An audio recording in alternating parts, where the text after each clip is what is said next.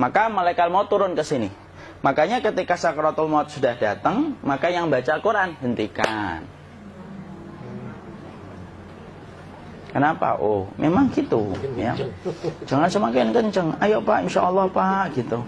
Al-Baqarah Pak, Al-Baqarah Pak. Al-Kahfi, Al-Kahfi. Enggak lah. Yang baca Quran berhenti dulu. Kemudian digantikan dengan kita mentalkin. Antum agak ke sana dikit. Masya Allah ya. Orang yang meninggalnya kooperatif ini.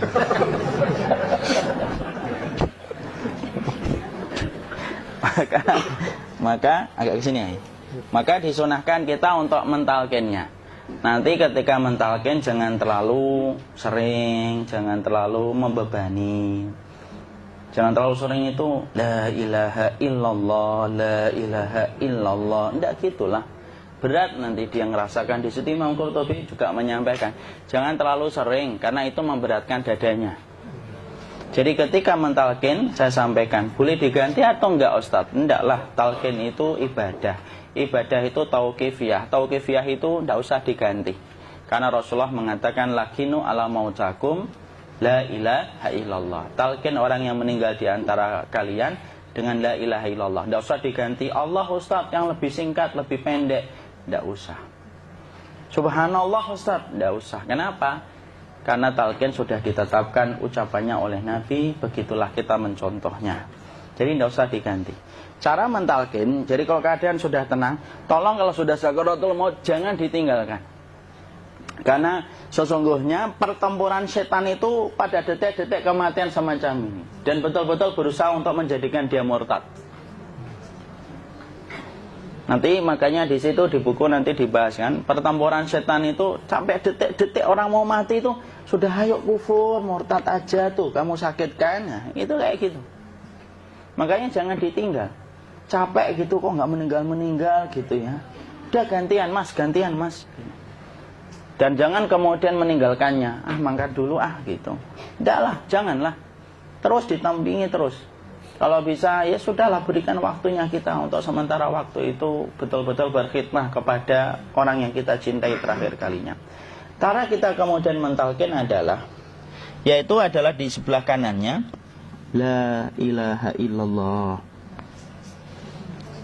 Biarkan dia mencerna dulu, tidak usah buru-buru kemudian kita langsung nimpali lagi. Dia mencerna dulu sembari kita doakan, peluk, ya Allah dimudahkan gitu. Kalau ada orang yang bisa ngucapin la ilaha illallah, itu siapa yang memberikan itu? Ustadznya memberikan kekuatan Allah Pak. Karena ngomong aduh aja sudah tidak mampu.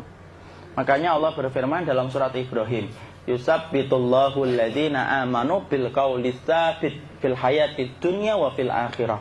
Allah teguhkan perkataan orang yang beriman dalam kehidupan dunia dan akhirat. Dunia itu ya ketika menjelang kematiannya. Makanya dia bisa ngomong la ilaha illallah. Sebenarnya ngomong aduh aja udah gak mampu. Kalau bisa ngomong, dia mesti ngomong aduhnya dulu. Tapi Allah yang menggerakkan. Ngomong la ilaha illallah. Makanya mangkana akhiru kalamihi la ilaha illallah dakhalal jannah. Barang siapa akhir kalamnya itu adalah la ilaha illallah, pasti masuk surga. Makanya kita lagi la ilaha illallah. Dah. Cerna dulu. Enggak usah minta diburu-buru ya. Enggak usah gini. Ayo la ilaha illallah. Ayo.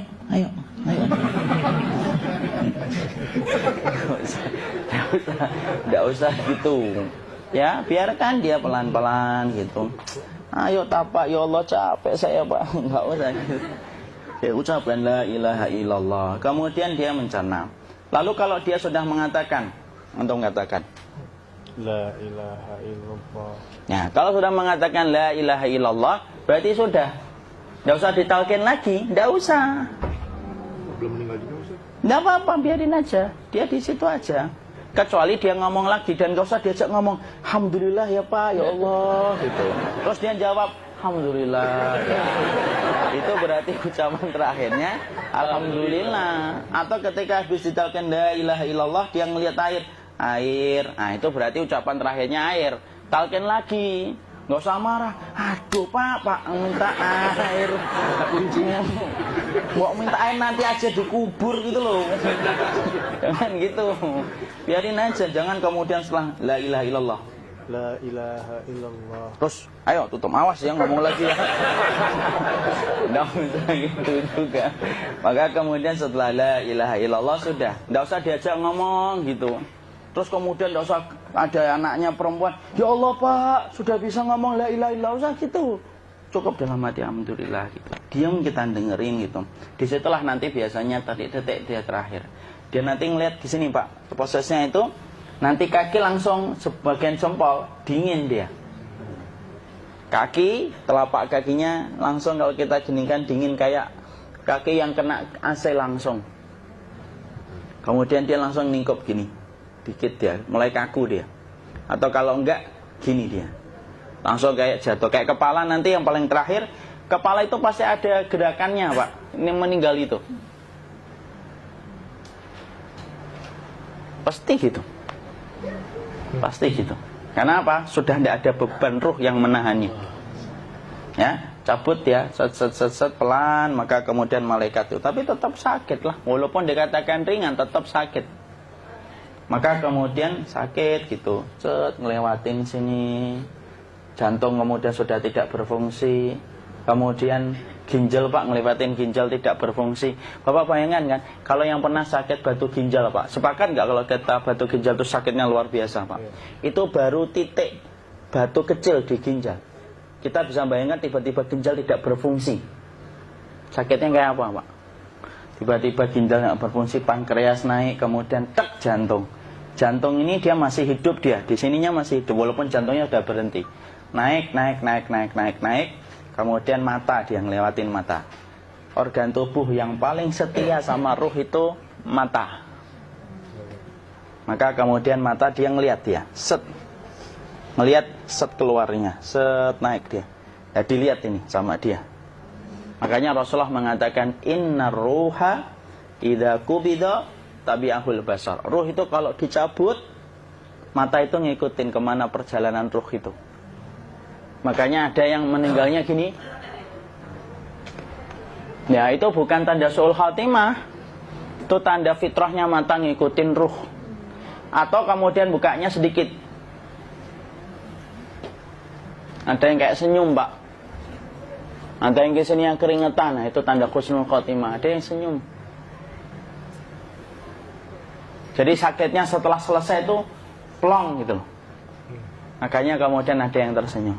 Maka itu tanda. Kalau kita ngelihat orang yang membuka mata kayak gini, tidak usah takut.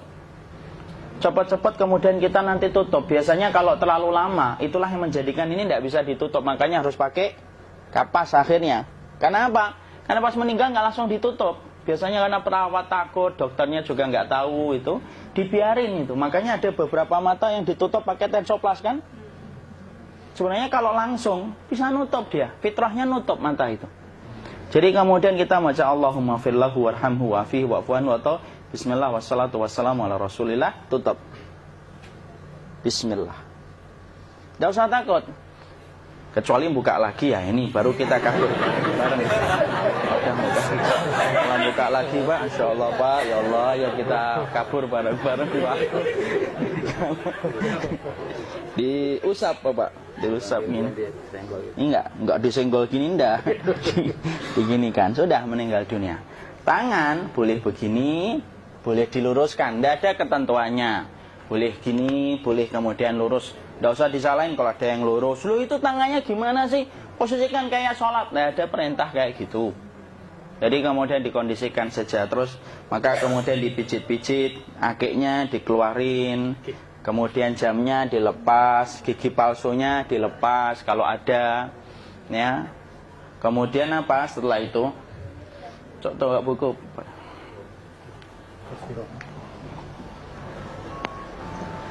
Kemudian kalau bisa awal-awal kemudian taruh buku atau sesuatu yang agak berat di perutnya ketika baru meninggal dunia.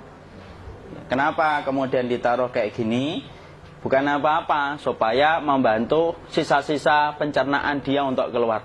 Nanti Pak, biasanya kalau kita taruh agak yang berat gini atau kemudian kita gini-gini kan, ini udah makan belum Maki? Udah makan belum makan kok udah gede ya? Maka pencet-pencet kayak gini, biasanya nanti ketika dimandikan, nah pas dimandikan diginikan saja. Aduh. Nah ini dia sudah keluar di belakang, dia gini. Terus nanti keluar dia. Nah ini keluar langsung di belakangnya. Dan memperlakukan orang kalau sudah meninggal dunia itu yang lembut gitu. Kenapa? Inna kasra admil mayyiti kakasri admil hayyi. Mematahkan tulangnya ketika orang sudah meninggal dunia itu lebih dia rasakan sakit ketika mati daripada ketika masih hidup. Tuh Islam itu sampai sama orang mukmin itu kalau sudah meninggal aja sampai selembut itu. Kok hidup kasar itu kebangetan dia jadi orang itu. Mau sampai orang mati itu kemudian disuruh yang lembut, kalau ada aib disuruh nutup, tidak boleh diceritain. Misalkan di belakangnya beliau ini ada tompel, gagah-gagah tompelnya gede gitu, tidak boleh cerita. Masya Allah loh, sampai segitunya sunnah itu ngajarin kita untuk nutup aib. Kalau ada orang belajar sunnah sukanya buka aib, nyari-nyari kesalahan orang, sunnah yang mana dia pelajari itu saya bingung. Makanya kemudian gini, setelah selesai maka kemudian tutup dengan kain. Maaf ya, ya. Ya. Nanti kalau nggak kuat napas ngomong ya. Maka ditutup kayak gini, ditempatkan kemudian jangan di tanah tapi di atas dipan. Karena apa? Syekh Abu Malik Kamal Said Salim dalam Sahih Fikih Sunnah menyampaikan supaya tidak cepat busuk. Dia taruh di atas. Kemudian ditutup pakai kain apa saja, ya, sembari nanti kita mempersiapkan tempat mandinya, tempat kafannya dan yang lain sebagainya. Maka kemudian kalau ada yang datang boleh dibuka. Kemudian kita mencium ininya apa? Kemudian keningnya. Kemudian kita berdoa, nutup lagi kayak Rasulullah ditutup. Kemudian yang datang terakhir itu salah satunya Abu Bakar. Dibuka kemudian beliau, ya Allah ya Rasulullah, engkau adalah orang yang percaya hidup dan matimu, dan tidak mungkin Allah itu mematikan engkau 2 kali ya Rasulullah. Maka kemudian ditutup kembali. Saat itu para sahabat dalam keadaan mendung semuanya. Maka disitulah kita lakukan kayak gini. Ditutup gini Ustaz ya. Kasihan tidak bisa napas, insya Allah tidak butuh napas lagi. Jadi kemudian kita semacam ini kita persiapkan apa yang bisa kita lakukan. Nah itulah proses kematian dari sakit, sakaratul maut sampai kematian.